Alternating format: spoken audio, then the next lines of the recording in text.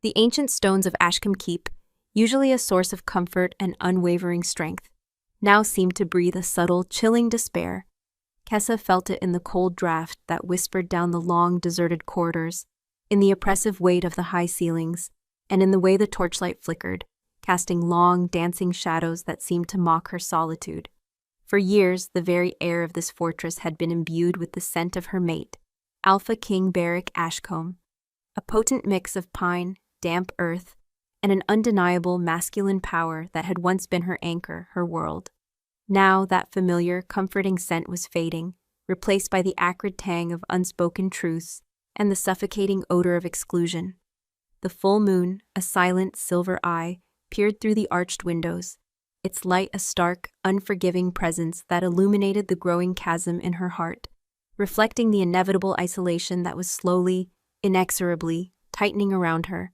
She stood outside the heavy oak door of the council chamber, her hand hovering, not quite touching the cold, ornate brass. From within, the low murmur of male voices, thick with the weight of important discussions, reached her. Beric's voice, deep and resonant, was a steady undercurrent, a sound that had once soothed her restless spirit. Now each syllable was a barb, twisting in a wound that festered with every passing day. The whispers had started weeks ago, insidious as tendrils of mist creeping over the moors. First, it was the hushed tones that ceased abruptly when she approached, the sudden shifts in conversation, the careful avoidance of her gaze. Then it escalated.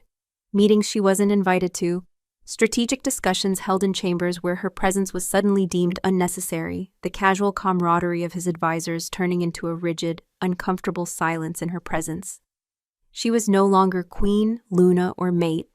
She was an outsider, an inconvenient presence. The bond, that primal, unbreakable thread woven between their very souls, was not merely strained, it was bleeding. She felt each severance, each deliberate act of withholding as a physical ache deep within her chest. It was a phantom limb of connection, throbbing with a pain only she could perceive. Her inner wolf, usually a fierce, proud entity, whimpered in confusion and despair, unable to comprehend the rejection from its own alpha. How could her mate, the one whose essence was intertwined with hers, systematically dismantle the very foundation of their shared existence? With a resolve born of desperation, Kessa finally pushed the door open. The immediate cessation of all sound was a physical shock, an abrupt silence that resonated with the force of a thunderclap. 6 pairs of eyes, belonging to Beric's most trusted council members and the captains of his guard, swiveled towards her. Their faces, a tableau of carefully schooled neutrality, betrayed nothing, yet spoke volumes. The scent of fear, sharp and metallic, spiked in the air, mingling with the lingering notes of parchment, ink, and the earthy musk of powerful males. It was a fear not of her, but for themselves, a fear of stepping out of line, of acknowledging her presence in a way that might displease their king. Beric sat at the head of the immense oak table, a formidable figure even in repose. A detailed map of the northern wilds lay spread before him, his large, scarred hands resting on its edge. His dark hair, usually sleek, was slightly disheveled, hinting at hours spent poring over strategy. His eyes, the color of a stormy winter sea, met hers. Once they had held oceans of affection, a silent language only she understood. Tonight they were cold, distant, and utterly devoid of warmth, like polished stones. Kessa, he stated, his voice a low, even rumble, utterly devoid of the usual endearment, the subtle softening that always accompanied her name when he spoke it. It was a formal address, a stark declaration of distance. She forced a smile to her lips, feeling the tremor in her hand, the sudden chill that spread through her veins. "My king," she replied, her voice a little too high, a little too breathless. "I merely wished to inquire if you required anything." "It grows late and you have been in council for hours." It was a transparent excuse, a pathetic attempt to reclaim some shred of her former standing, to pierce the impenetrable wall he had erected. Gareth, the hulking captain of the guard, shifted uncomfortably in his seat, his gaze flicking anxiously between Kessa and Beric. The others remained frozen, their expressions unreadable. The oppressive tension in the room was a living entity, heavy and suffocating. Beric's jaw tightened, a muscle flexing almost imperceptibly. We are discussing matters of grave importance, Kessa. Matters that require our full and undivided attention. He didn't elaborate, didn't offer a single detail of the grave importance. He didn't invite her to stay, didn't even glance at the empty chair beside him, the one that had always been hers, reserved for his Luna. The word undivided hung in the air, a thinly veiled accusation, a subtle but undeniable dismissal. It was a blunt force trauma to her heart. Kessa felt the heat rise in her cheeks, a flush of mortification that burned her skin. She was not just uninvited, she was an impediment, a distraction. Her wolf, usually so deeply buried, let out a silent, pained howl, a primal protest against the utter rejection.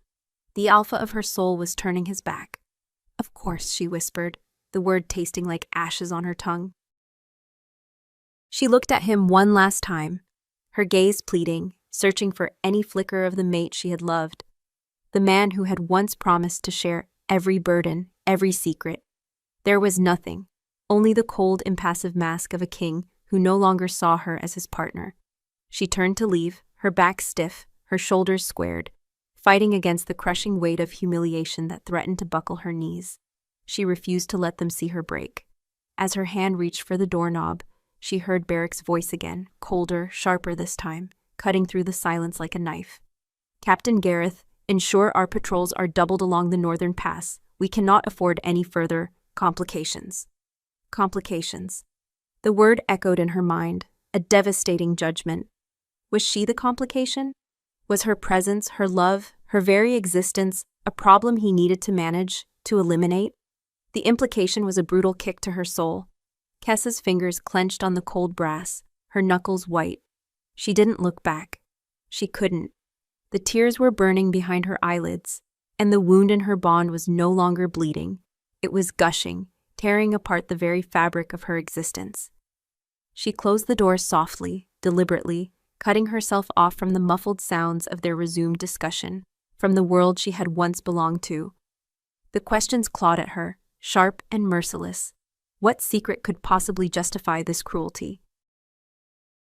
What darkness had consumed the man she loved, turning him into a stranger, who regarded her as nothing more than a complication? A terrifying premonition tightened its icy grip around her heart, whispering that the answer would shatter her world entirely. The closing of the council chamber door was not a gentle thud, but a decisive clang that resonated through Kessa's very bones, severing her from the last vestiges of her former life. The silence of the corridor that greeted her was not peaceful, but a deafening roar in her ears, amplified by the frantic beat of her own heart. The air, thin and cold, seemed to press in on her, stealing her breath. She walked, a phantom in her own home, the elaborate tapestries on the walls, depicting triumphant Ashcombe alphas and their proud lunas, mocking her with their vibrant, unbroken bonds. Each step echoed her growing despair, a hollow sound against the polished stone. Complications. The word replayed in her mind, a venomous whisper, branding her, shaming her. What had she become to the man who had once knelt before her, swearing his life, his pack, his very soul to her? Reaching her private chambers, a suite that once pulsed with the warmth of their shared life, Kessa found it as cold and desolate as her heart. The embers in the hearth had long since died, leaving only a faint scent of ash and the lingering chill of disuse. She lit a single candle, its flame dancing nervously, throwing long, distorted shadows across the familiar room. Her fingers brushed over the heavy velvet drapes, then traced the intricate carvings of their bedpost. Where Barrick's scent, usually so potent, was now barely a ghost, an almost imperceptible whisper of what had been. Memories, sharp and painful, flooded her senses. Barrick's strong arms around her, the rough silk of his hair against her cheek, the deep rumble of his laughter filling this very room, the shared silences pregnant with unspoken understanding. Each memory was a stab, a reminder of the vibrant, thriving bond that was now withering, bleeding out. She sank onto the window seat, gazing out at the moonlit courtyards, where the stark silhouettes of the sentry towers stood guard. Her wolf, usually a steady, comforting presence, was a tight knot of anxiety in her gut, a low, constant thrum of distress. It paced restlessly within her, sensing the immense rupture, the inexplicable betrayal. "He is our alpha," it whimpered. "Why does he cast us out?" Kessa had no answer. She had always been a quiet Luna, her strength found in her unwavering support, her keen intuition, her ability to read the subtle currents of the pack. She was not a warrior queen, nor a fierce huntress, but a grounding force, a calm center. Had that not been enough? Had Beric tired of her steady presence, her quiet counsel, her devotion? The thought twisted her gut, a bitter, sour taste in her mouth. The next morning, the echoes of her humiliation followed her like a shadow. As she moved through the keep, the usual greetings from the servants were hesitant, their eyes flicking away from hers. The guards, normally quick with a respectful nod, now averted their gazes, their shoulders stiff. The very air around her felt charged with unspoken pity and thinly veiled speculation. She was no longer just the Luna. She was the Luna in exile, a queen stripped of her unspoken power, her status crumbling before the eyes of her own court.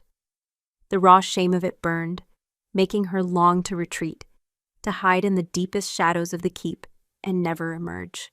But her innate dignity, that stubborn ember of pride, refused to allow it. She walked with her head held high, her spine straight, even as her heart felt like a shattered mosaic. Later that day, driven by an unbearable restlessness, Kessa found herself in the ancient library, a vast chamber filled with the scent of aged parchment and forgotten lore. She didn't seek a specific text. She sought refuge, a place where the pervasive whispers of the court could not reach her. As she ran her fingers over the spines of leather-bound books, a faint, almost imperceptible scent caught her attention, a trace of Beric's unique musk, overlaid with something else, something unfamiliar and subtly unsettling. It was a fresh, crisp scent, like mountain air and something metallic, a scent she had never associated with the inner circle of Ashcombe. She followed the scent, her heart quickening, her senses on high alert. It led her to a secluded alcove, behind a towering shelf of ancient histories. There, half hidden by a heavy velvet curtain, was a small, crudely carved wooden box. It was unlike anything in the meticulously curated royal collection, its craftsmanship rough, almost wild. Kessa's fingers trembled as she reached for it. It was locked, but the faint scent seemed to emanate directly from it. Who owned this? Why was it hidden here, and why did Beric's scent linger so faintly around it, mingling with that strange metallic tang? A sudden sound, a low thrum of voices from the main library, startled her. She quickly replaced the curtain, stepping back just as Beric's deep voice resonated through the shelves. "The old texts speak of it, Captain. The Luna's blood is paramount." Kessa froze, her breath catching in her throat. The Luna's blood. Her blood. A cold dread seeped into her, chilling her to the bone.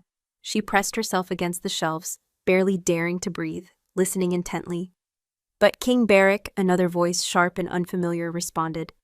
"The prophecy is ancient, and its demands barbaric. Are we truly to consider such a thing?" Beric's reply was a low growl, devoid of patience.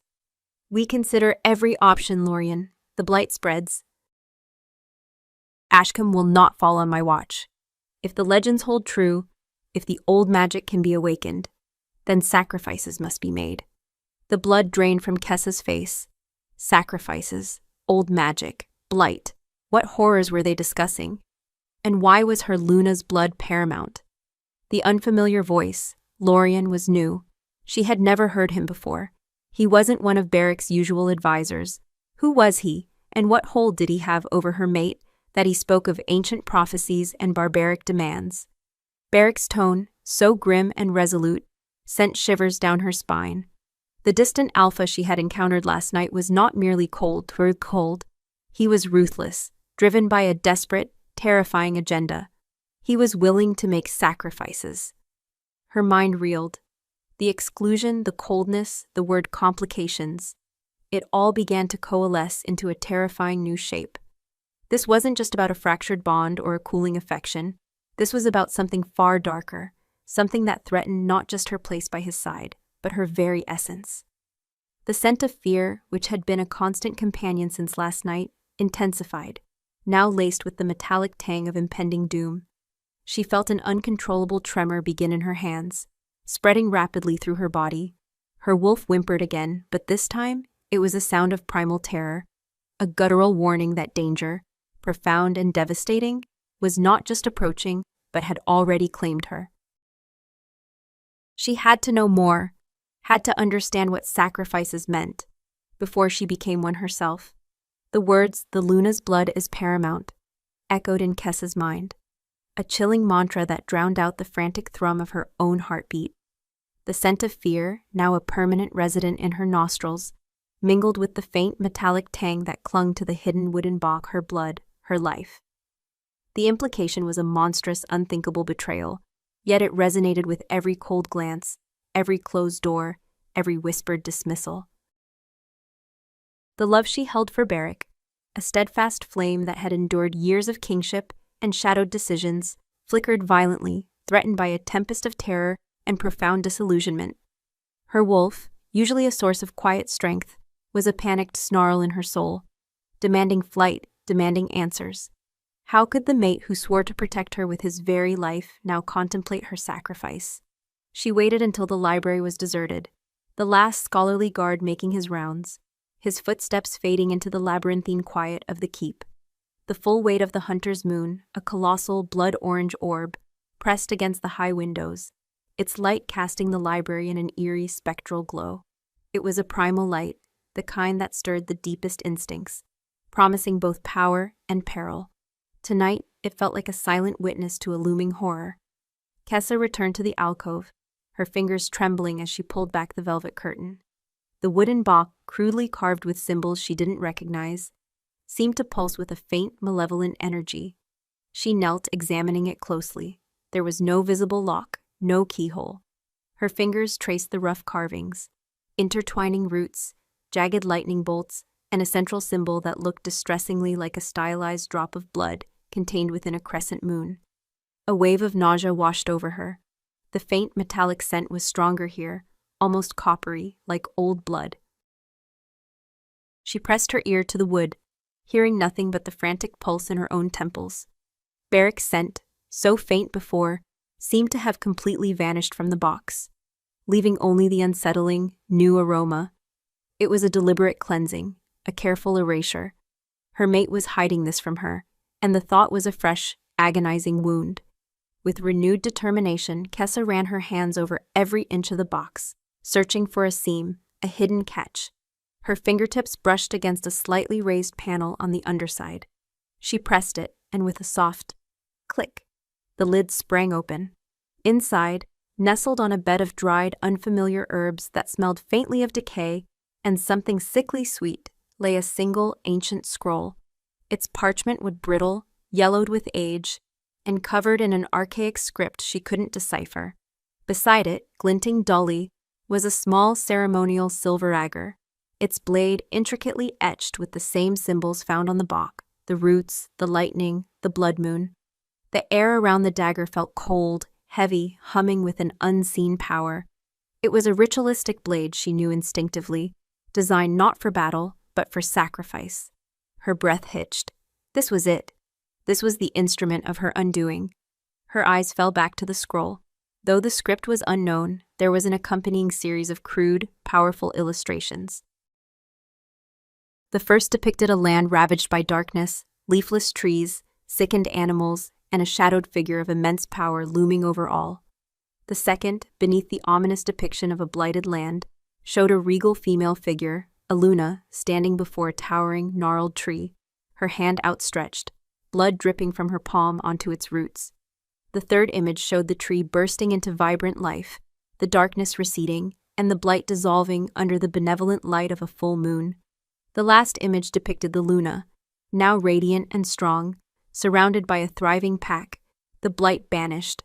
Her gaze fixed on the second image, specifically the Luna's hand, the crimson droplets falling onto the roots. The Luna's blood is paramount. The words echoed again, no longer a whisper, but a shout in her soul. It was undeniable. The blight, this ancient evil, required the sacrifice of a Luna. A sudden sharp memory pierced through her fear. Beric, years ago, under a similar hunter's moon, his hand gently tracing the curve of her jaw, his eyes alight with love. "My Kessa," he'd whispered, his voice thick with devotion. "You are the heart of this pack, my Luna, my world. I will never let harm touch you." The memory was a cruel phantom limb of joy, intensifying the agony of the present. How could that man, her alpha, stand by and allow this? Or worse, orchestrate it? Was his love a lie, or was he so desperate, so consumed by the blight, that he would sacrifice even her? Leaving the box open, the scroll and dagger exposed, Kessa fled the library, her legs carrying her on instinct. She needed to see the blight for herself, to understand the desperation that could drive Barrick to such a monstrous act. She found herself in the central courtyard, where the oppressive weight of the hunter's moon seemed to pull at the very fabric of reality. The usually vibrant, well-tended gardens of the keep were sickly, the rose bushes withered, their leaves coated in a strange grayish film. Even the ancient oak at the center of the courtyard, a symbol of Ashcomb's enduring strength, seemed to sag, its branches brittle, its bark peeling. The blight was real, a creeping rot that slowly devoured life. As she stood there, a sudden guttural roar pierced the night. It wasn't the sound of an animal, but of a shifter in agony. Kessa's head snapped toward the sound, her heart leaping into her throat. It came from the direction of the infirmary, usually a place of quiet healing. Before she could process the implications, a figure emerged from the shadows of the infirmary entrance. Lorien, the sharp-voiced advisor, his face grim, his usually immaculate robes stained with what looked like dark, dried blood. Behind him, 2 guards struggled to contain a thrashing, whimpering shifter, his body contorted, his fur matted and dull, his eyes milky white with madness. The air around them was thick with a sickly sweet scent, the same scent that emanated from the herbs in the box, now stronger, tinged with the metallic tang of blood and something else. Something rotten. Lorien's gaze, cold and assessing, swept over Kessa, lingering on her for a fraction of a second too long. There was no surprise in his eyes, only a knowing calculation that sent a fresh wave of terror through her. He had known she would be here. He had expected her to discover the truth. He merely nodded to the struggling guards, a silent command for them to drag the afflicted shifter away, deeper into the keep's hidden cells, no doubt. The implication was clear.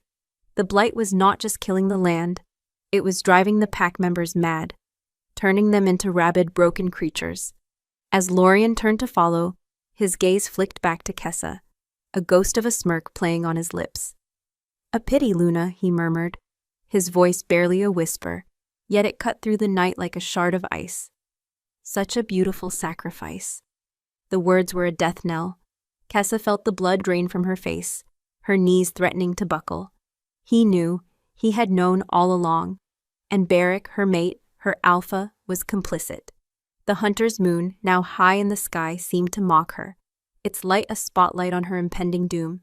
The primal terror in her wolf erupted into a full, silent scream. She was trapped, a lamb led to slaughter, and the shepherd was the very man who had once vowed to protect her. Her world had not just shattered, it was dissolving into a nightmare, and the night was just beginning. Lorien's words, "A pity, Luna, such a beautiful sacrifice," were a death knell in the oppressive silence of the moonlit courtyard. They didn't just echo in Kessa's ears, they resonated deep within her bones, a seismic shock that shattered the last shards of her broken world. The very air seemed to thicken, heavy with the sickly sweet scent of the blight and the metallic tang of blood, a smell that now clung to her like a shroud. Her wolf, no longer merely whimpering, let out a silent primal scream of terror and rage, demanding that she run, fight, survive. This wasn't a misunderstanding, a cooling of affection, or a political maneuver. This was a calculated, cold-blooded plot, and she was its unwitting centerpiece. Barrick, her mate, her alpha, was not just complicit. He was the architect of her impending demise. Her legs, stiff with shock, carried her instinctively away from the courtyard, away from Lorien's chilling gaze. She fled back into the shadowed labyrinth of the keep, her mind a frantic whirl of terror and disbelief. Every creaking floorboard, every distant hoot of an owl, every gust of wind through the ancient stones became a harbinger of doom. She could no longer see the familiar halls. She saw only a maze, closing in, designed to trap her. The images from the scroll flashed before her eyes. The ravaged land, the Luna's blood dripping onto the tree, the silver dagger. The reality of it was more horrific than any nightmare she could have conjured.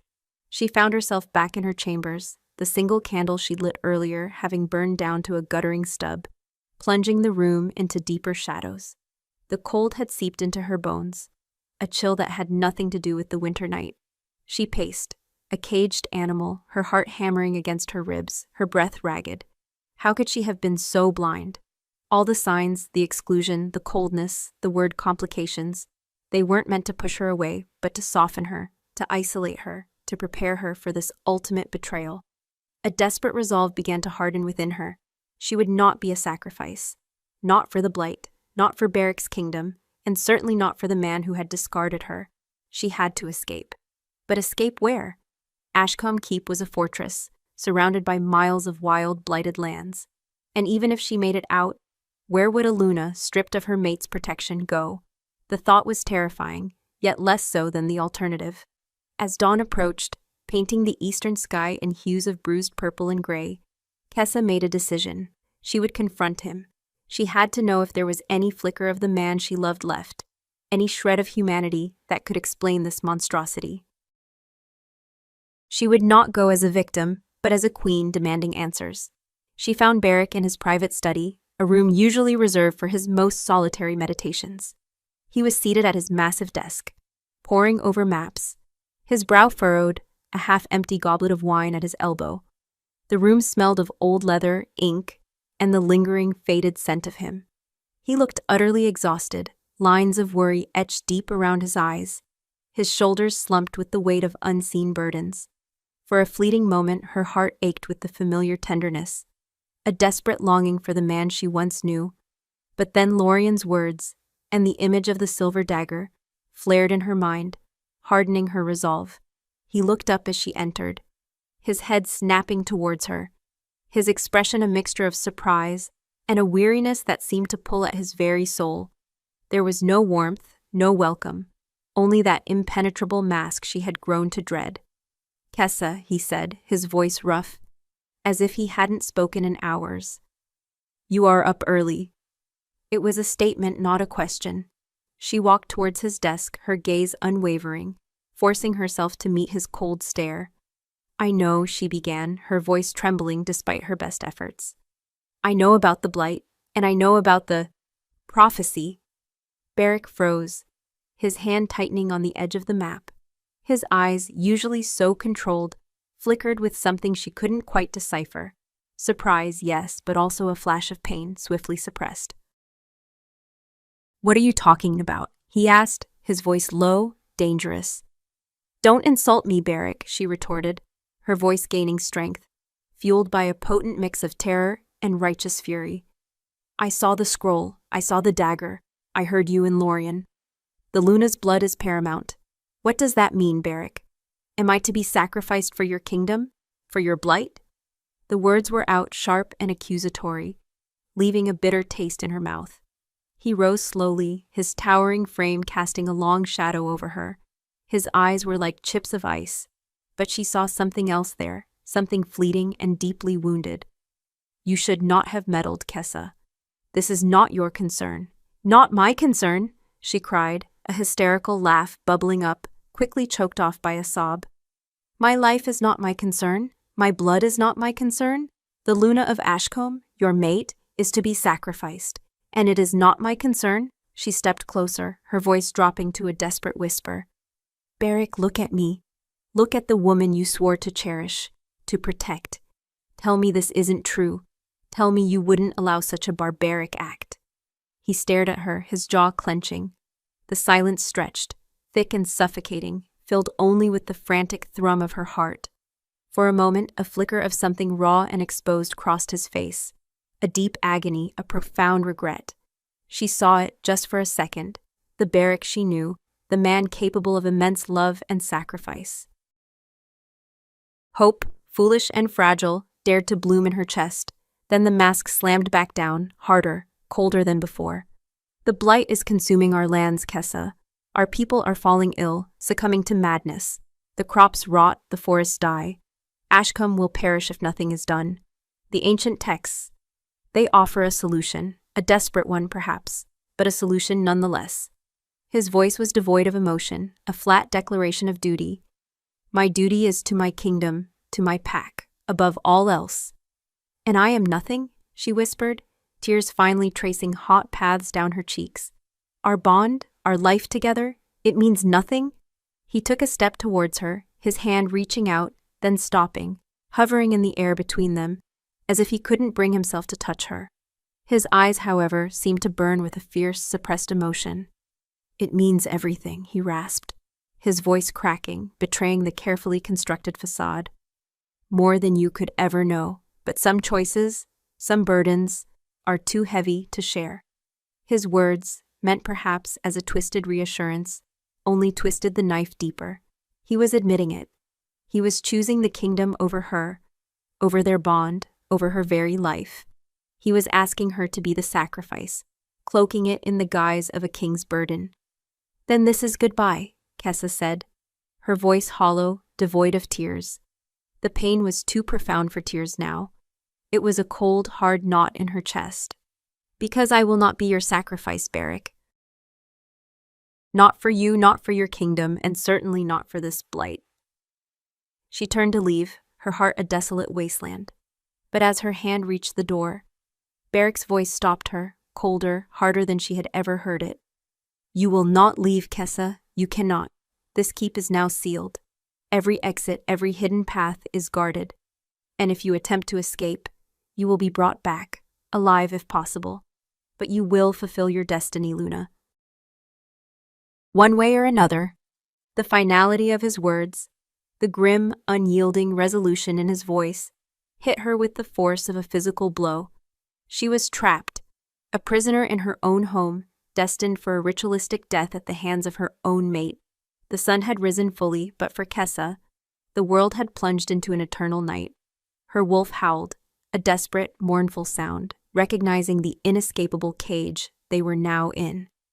This wasn't just a betrayal, it was a death sentence.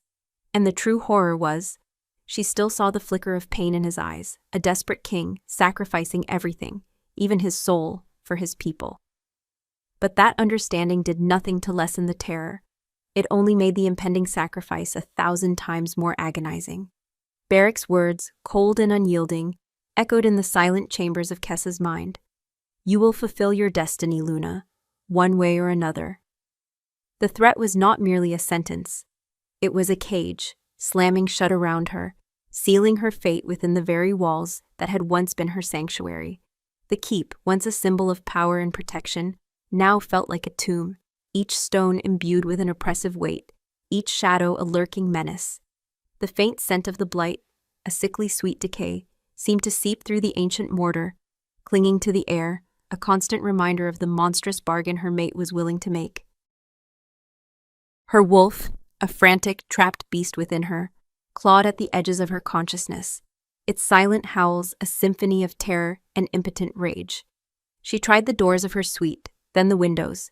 They were locked, bolted from the outside, and reinforced with a heavy iron bar. Guards, she knew, would be stationed outside, their unseen presence a suffocating cloak of surveillance. Her world had shrunk to these opulent yet stifling rooms. The tapestries, depicting proud Ashcombe Lunas standing beside their powerful alphas, now seemed to mock her, their woven smiles frozen in an era of unbroken bonds and unwavering trust. Kessa paced, her silk gown rustling softly, the sound a stark counterpoint to the tempest raging within her. Despair threatened to consume her, a dark viscous tide pulling her under. But beneath the despair, a stubborn ember of defiance flickered, fueled by the primal instinct of her wolf. She would not go meekly to her death. Days blurred into a monotonous cycle of fear and vigilance. Meals were brought by silent servants who refused to meet her gaze, their faces carefully blank. She found no solace in food, the taste of ash and bitter betrayal coating her tongue. Sleep was a restless, fitful thing, haunted by nightmares of the silver dagger, of Beric's cold eyes, of the blighted land consuming her. Her senses, heightened by fear, perceived every creak of the old keep, every distant murmur, every shift in the wind outside.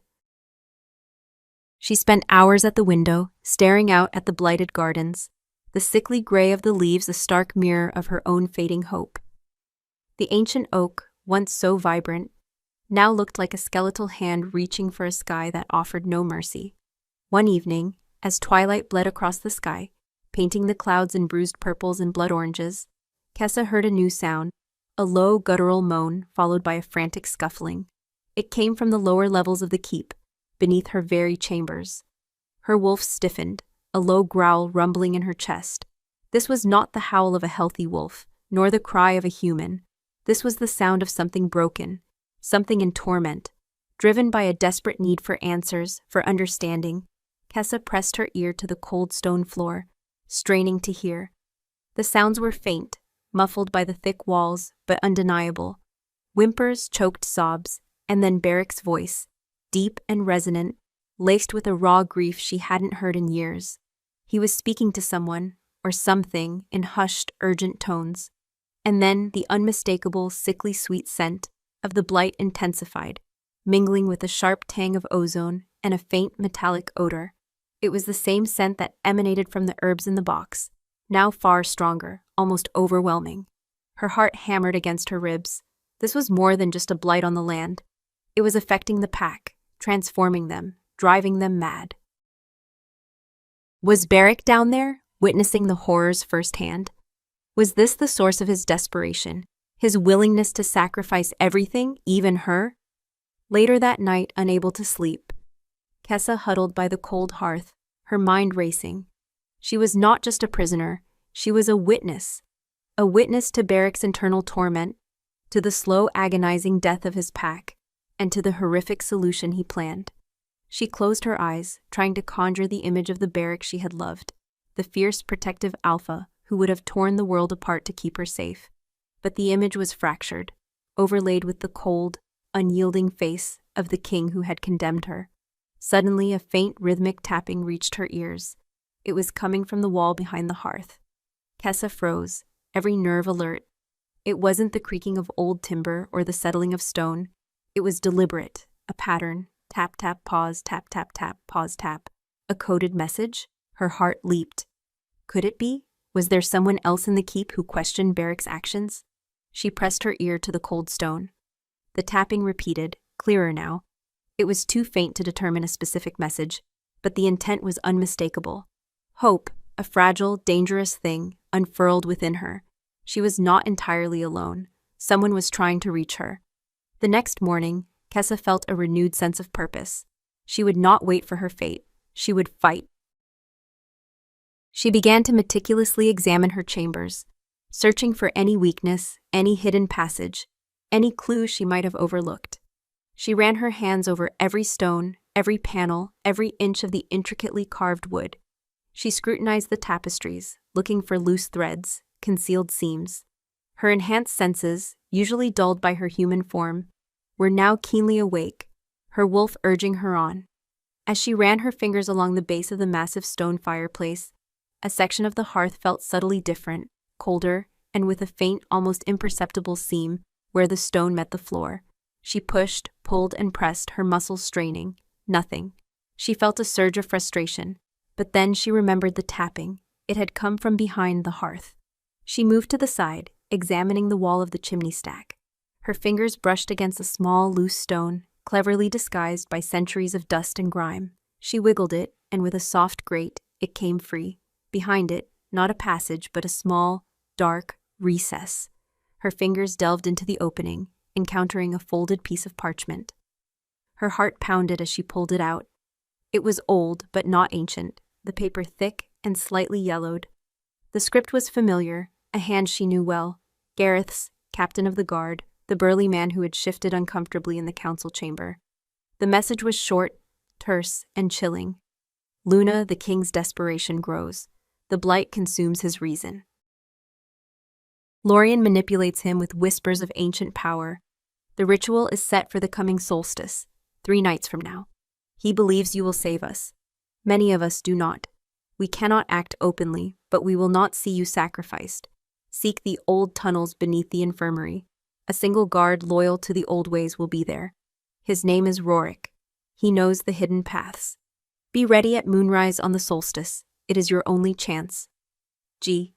Kessa reread the message, her hands trembling. Solstice. 3 nights. The enormity of it almost buckled her knees. Gareth, a loyal guard, a hidden passage beneath the infirmary. Her mind raced, piecing together the fragments. Lorien, the blight, Barrick's agonizing choice. It was all coming to a head. Gareth's note was a lifeline, a desperate plea, and a stark confirmation of her impending doom. The knowledge that not everyone in the pack agreed with Barrick's monstrous plan ignited a fierce spark within her. She wasn't entirely alone, but the note also contained a new, terrifying revelation. He believes you will save us. Barrick truly believed this sacrifice was for the good of his pack, that she would be their savior. He wasn't just a cruel king, he was a deluded one, driven to unimaginable lengths by the blight and Lorien's insidious influence. This made him even more dangerous, more unyielding. He wouldn't just allow her to be taken, he would actively participate, believing it his solemn duty. Kessa carefully folded the note and tucked it into her gown, her gaze fixed on the moonlit window. The solstice. 3 nights. The hunter's moon, now a full, luminous orb, seemed to hover, watchful and foreboding. She had a chance, a sliver of hope, but the path ahead was fraught with peril, betrayal, and the agonizing knowledge that to save herself, she would have to defy the man she had loved, the king who had sworn to protect her, and perhaps the very destiny he had imposed upon her. The wolf within her, no longer whimpering, let out a fierce, silent snarl. It was time to fight for her life. The weight of Gareth's note, tucked against Kessa's skin, was a constant, burning presence, a stark counterpoint to the chilling reality of her confinement. 3 nights from now, the solstice. Your only chance. The words had etched themselves into her soul, a desperate countdown to either freedom or an unimaginable horror. Each sunrise felt like a cruel mockery, each sunset a step closer to her inevitable fate. The keep, once a bastion of warmth and belonging, had transformed into a cage, its ancient stones whispering of doom, its shadowed corners teeming with unseen eyes.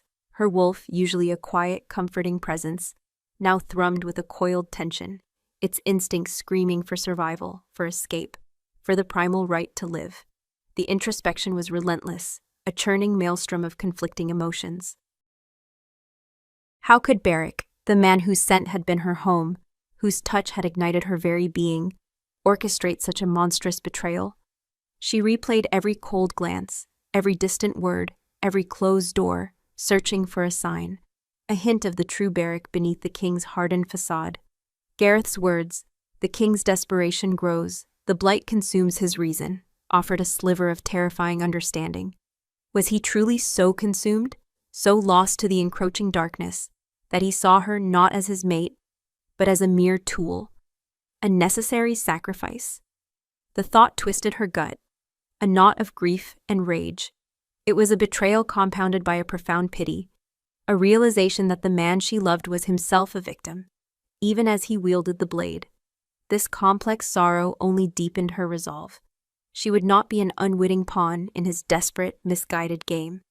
The day of the solstice dawned with a grim, heavy sky, mirroring the oppressive atmosphere within Ashcombe Keep. The air itself felt thick with unspoken dread, a pervasive silence broken only by the mournful howl of the winter wind rattling the high windows. Every shadow seemed to deepen, every sound to amplify. Kessa moved through her chambers with a heightened awareness, her senses preternaturally sharp. The scent of her guards, a faint metallic musk, lingered just beyond her door, a constant reminder of her imprisonment. She could almost taste their vigilance, feel their unspoken commands. Her own scent, usually subtle, now seemed to betray her, a beacon in the oppressive quiet. She spent the day in a carefully constructed calm, eating the meager meal, pretending to read, appearing as a Luna resigned to her fate. But beneath the facade, her heart hammered a frantic rhythm, counting down the hours, the minutes. As the sun dipped below the jagged peaks of the western marches, painting the sky in violent streaks of crimson and bruised purple, the hunter's moon began its ascent. Tonight it was a colossal orb, bleeding light into the encroaching darkness, its powerful luminescence seeming to pierce through stone and flesh alike. This was it, the solstice, the night of her supposed sacrifice, the night of her desperate bid for freedom. With the last sliver of natural light fading, Kessa prepared. She discarded her silk gown, choosing instead a simple dark tunic and sturdy breeches, the kind worn by the stable hands, stolen from a forgotten trunk in her wardrobe.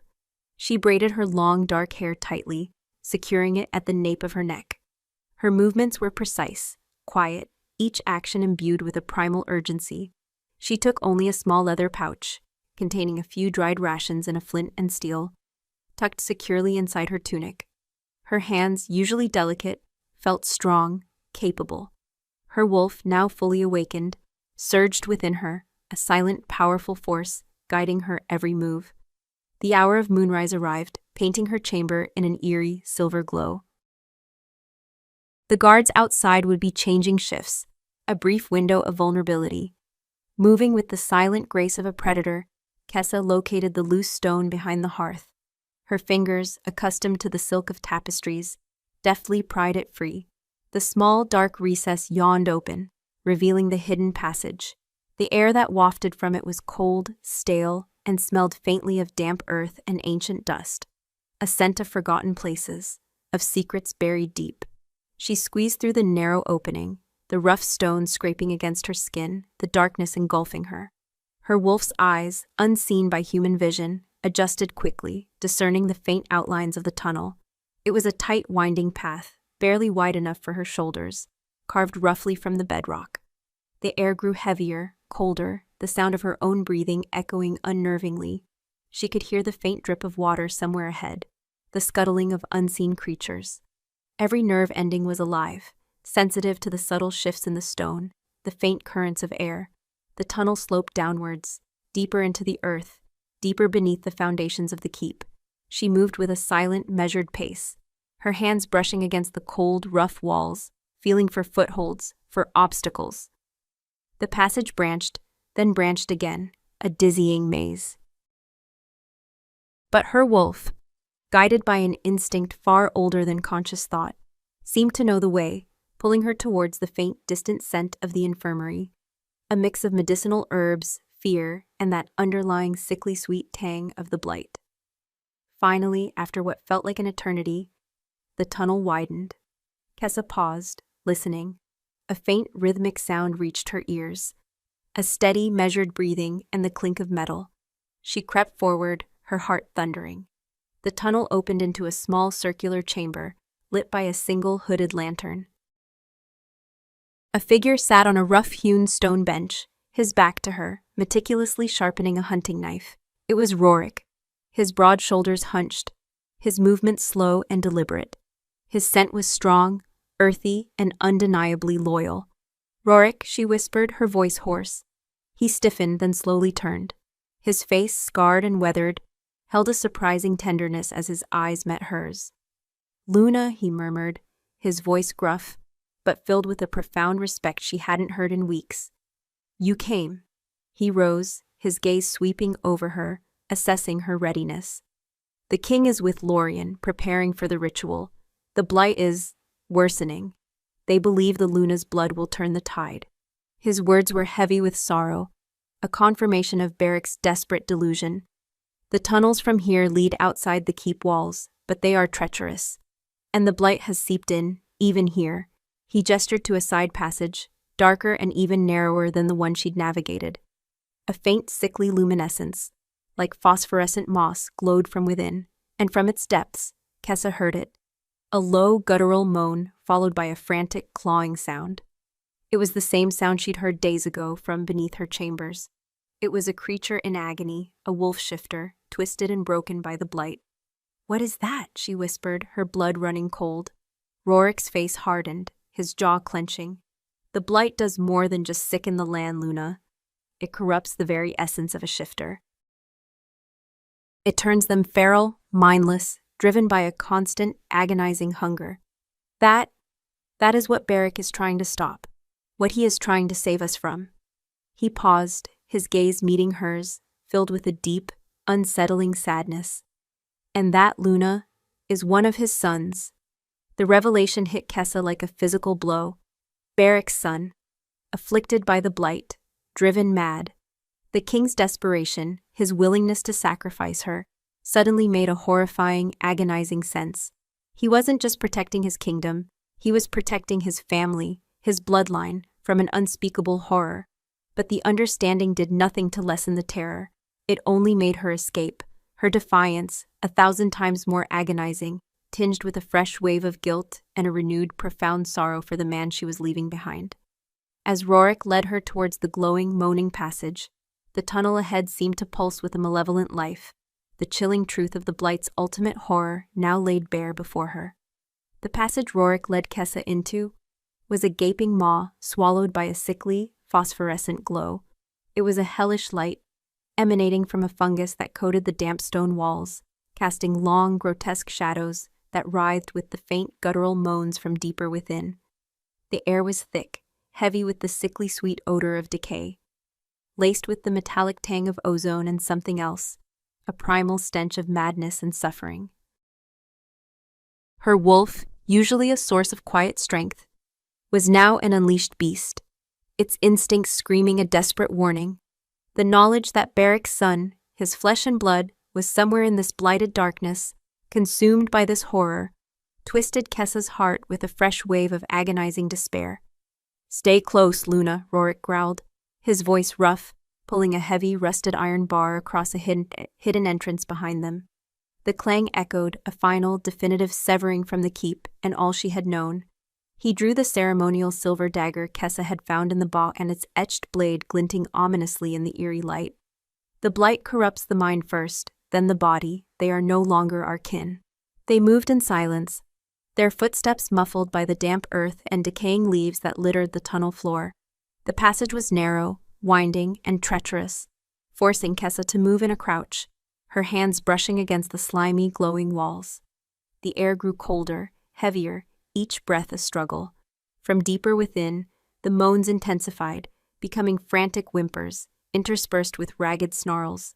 The metallic scent of blood grew stronger, mingling with the putrid sweetness of the blight.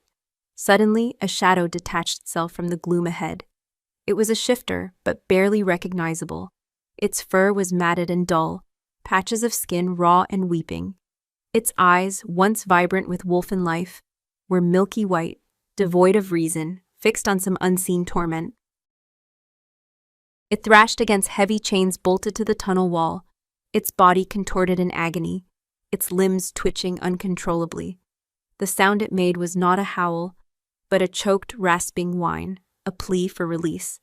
Kessa froze, a gasp caught in her throat. The sight was horrifying, the essence of a proud shifter reduced to this tortured husk. Her wolf recoiled in profound grief and terror. This was the Blight's true face, the monster Beric was fighting. And in that moment, she understood the depths of his desperation, the unimaginable burden he carried. He wasn't just losing his kingdom, he was losing his family, his people, his very soul to this creeping plague. The understanding was a double-edged sword. It explained his actions, but it did not excuse the sacrifice he demanded. "Keep moving, Luna," Rorik urged, his hand on her arm, his grip firm. He kept his gaze fixed on the afflicted shifter, a sorrowful grimace on his face. "We cannot help them now, their minds are gone."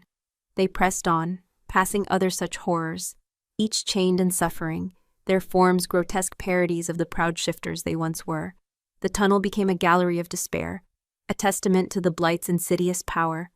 Kessa felt her resolve harden, tempered by the inferno of fear and sorrow. She would not become one of them. She would not be Beric's sacrifice, not if it meant perpetuating this madness. Her survival was not just for herself. It was a defiance against the Blight's victory, a refusal to let it claim another soul. The passage began to ascend, the air growing marginally fresher, the glowing moss giving way to patches of black, damp stone. Hope, a fragile, persistent thing, flickered within her. Just as she allowed herself a moment of relief, a sudden, powerful tremor shook the tunnel. Dust rained down from the ceiling, and a low, distant rumble echoed through the earth. "The king knows," Rorik whispered, his eyes wide with alarm. "He is searching. We must hurry." They scrambled upwards, the ascent becoming steeper, the air growing lighter, hinting at the outside world. Kessa could almost taste the crisp night air, smell the pine and damp earth of the forest. The exit was close. Finally, a faint sliver of moonlight pierced through a tangle of roots and earth above them. With a surge of renewed strength, Kessa pushed upwards, clawing her way through the last few feet of earth. Feeling the cold night air wash over her face, she emerged into a small, secluded clearing at the base of a towering ancient oak, its gnarled branches reaching towards the colossal hunter's moon. The air was clean, sharp with the scent of pine and damp earth, a stark contrast to the putrid confines of the tunnel. Rorik followed, his heavy frame scraping through the narrow opening. He immediately scanned their surroundings, his eyes sharp, his senses alert. "We are out, Luna. But we are not safe. The king's scent will be on us. He will be furious." Kessa looked back at the keep, a dark silhouette against the moonlit sky, its windows like empty eyes watching her. A pang of raw grief, sharper than any blade, pierced her heart. She had left him. She had left her mate, the man who, despite his monstrous choice, was fighting a losing battle against a horror that had claimed his own son. The bond, though fractured, still pulsed, a desperate, agonizing pull between them. "He will hunt us," Kessa said, her voice hollow. "Yes," Rorik confirmed, his hand resting on the hilt of his dagger. "He will send his best, and Lorien will be at his side whispering his poison. We need to reach the ancient sanctuary of the Grey Cloaks, deep in the northern wilds. Only they understand the old ways, the true magic, not this barbaric ritual." As he spoke, a new scent drifted on the wind, faint yet unmistakable, the unique, powerful musk of Beric, mixed with the sharp, acrid scent of fury. It was closer than Kessa had anticipated, far too close. A guttural roar ripped through the night, echoing from the direction of the keep. It was a sound of pure, unbridled rage, a sound that spoke of a king betrayed, an alpha denied. It was Beric. He had found them. Kessa's eyes darted toward the sound, then to the dense, shadow-choked forest surrounding the clearing. The moonlight, once a beacon of hope, now seemed to illuminate their vulnerability. There was no time. The forest was their only hope. Rorik grabbed her arm, his eyes urgent. "Run, Luna, run!" But as they turned to plunge into the trees, a massive dark form detached itself from the deepest shadows at the edge of the clearing. It was not a wolf, but a man, impossibly tall, his shoulders broad, his powerful frame radiating a furious primal energy. His face was a mask of granite, eyes burning with a cold, terrifying intensity that promised retribution. His dark hair, usually neat, was wild, wind-whipped, framing a face contorted with barely restrained fury. The scent of him, raw and untamed, choked the air, obliterating all other smells. "Kessa," Beric's voice, a low, dangerous growl, cut through the night. He stepped into the moonlight, his presence dominating the clearing, a mythical beast unleashed. And behind him, not Lorien, but a small, shadowy pack of his most loyal hunters, their eyes glowing faintly in the darkness, their forms shifting, ready to strike. "You cannot escape your destiny. You are mine." The words were an alpha's claim, cold and absolute, laced with a raw possessiveness that sent a tremor of both fear and a strange, unwelcome surge of primal recognition through Kessa. He was not just hunting her, he was reclaiming her. And in his eyes she saw not only anger, but a profound, desperate pain that mirrored her own. The bond, though wounded, snapped taut between them, vibrating with an ancient, dangerous power that threatened to consume them both. The hunter's moon hung overhead, a silent witness to the inevitable confrontation, a battle for her life, her freedom, and the very soul of their fractured bond. The clearing pulsed with the raw, untamed fury of an alpha denied. Beric stood before Kessa, a monolith of rage and despair, his powerful frame radiating a primal energy that threatened to shatter the very air. His eyes, burning with a terrifying intensity, were fixed on her, claiming, condemning. Behind him, the shadowy forms of his hunters shifted, their predatory instincts honed, ready to obey. Rorik, ever vigilant, stood between Kessa and the encroaching pack, his silver dagger a cold gleam in the moonlight, a silent promise of defiance. The air crackled with a tension so profound it felt like a physical weight, pressing down on Kessa, suffocating her. You cannot escape your destiny, Kessa. Barrick's voice was a low growl, echoing the feral snarl of her own inner wolf. You are mine. But Kessa, battered and bruised by betrayal, found a strength she hadn't known she possessed.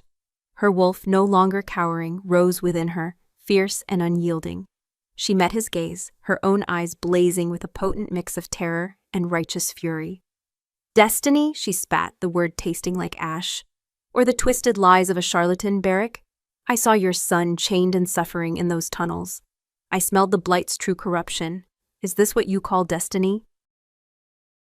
Sacrificing your mate, your Luna, on the word of a man who twists ancient lore for his own dark ends?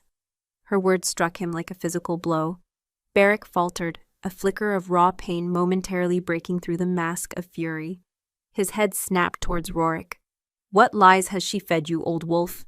Before Rorik could answer, a chilling, triumphant laugh echoed from the tree line. Lorien stepped into the clearing, his features illuminated by the sinister glow of the blight fungus that clung to his robes. His eyes, usually cold and calculating, now gleamed with a manic glee. The Luna is insightful, my king, he purred, his voice dripping with venom. But her insight changes nothing. The prophecy demands blood, her blood, and the solstice moon ensures its power. As Lorien spoke, a subtle shift occurred in the air.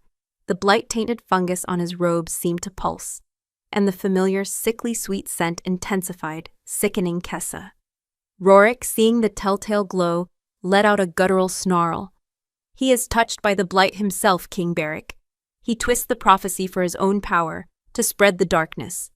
Barrick's gaze, sharp and suddenly clear, snapped between Lorien's glowing robes and Rorik's desperate plea. The fury in his eyes began to recede, replaced by a dawning horror, a chilling realization. He took a step back from Lorien, his hand instinctively going to the hilt of his own dagger.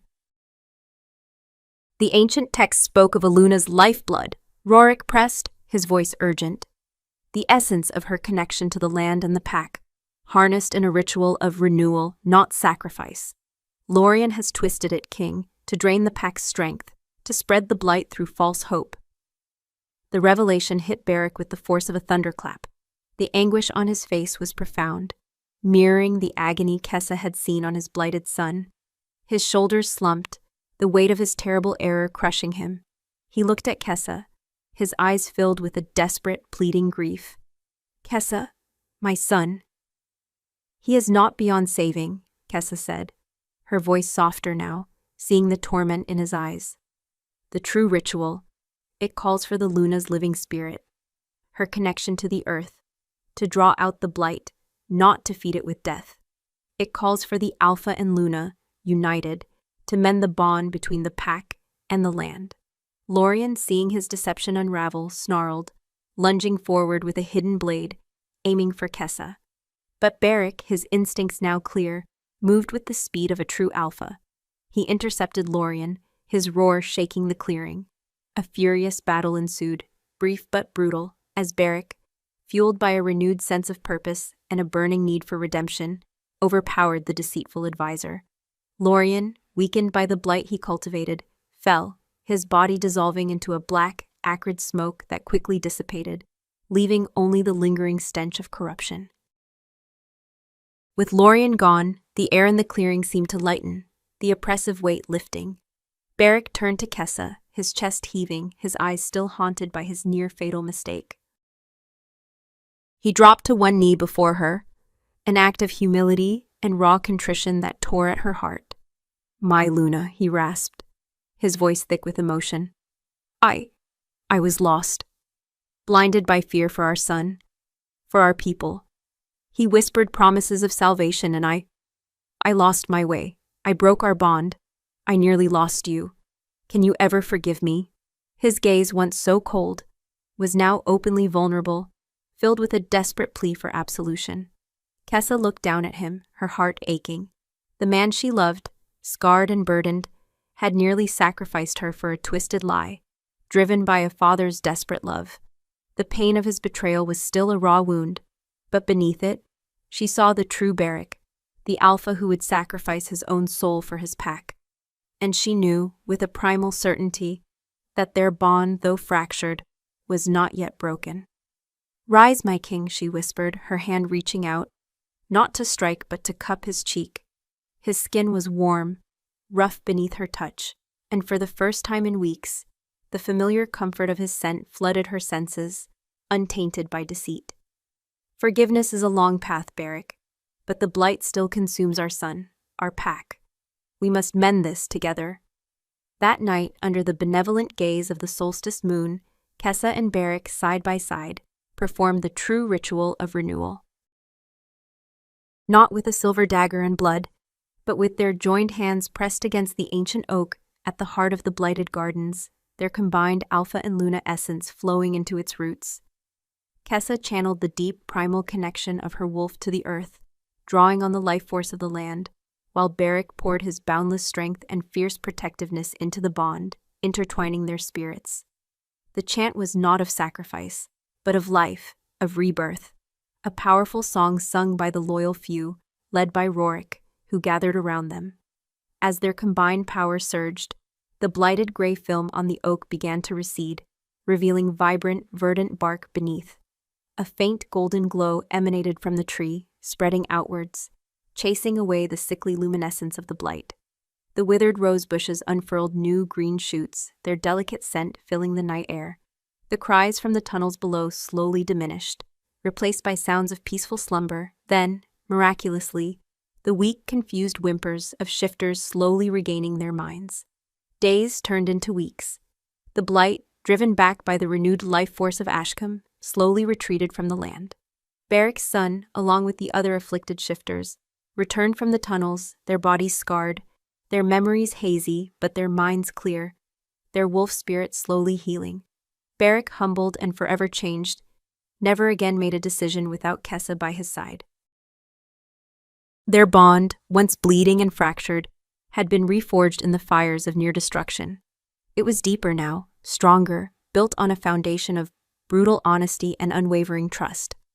Kessa was no longer just his Luna, she was his co-ruler, her wisdom, her intuition, and her profound connection to the pack and the land celebrated and revered.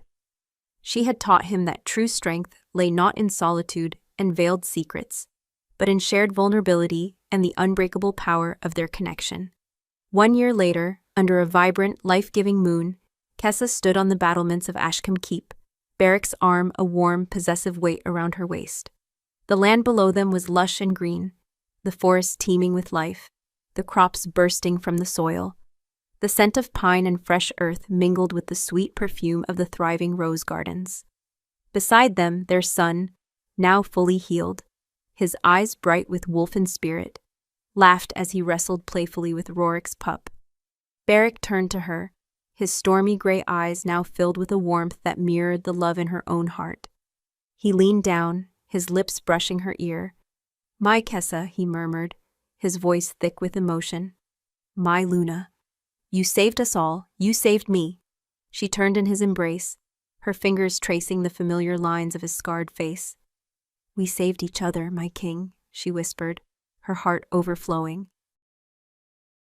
Always, together. His lips claimed hers, a kiss of profound apology, of fierce love, of an unbreakable bond that had survived the darkest of nights to emerge, stronger and more radiant, in the dawn of a new era for Ashcombe. The scars remained, both on the land and in their hearts, but they were now marks of resilience, testaments to a love that had defied death and forged a new, unbreakable destiny.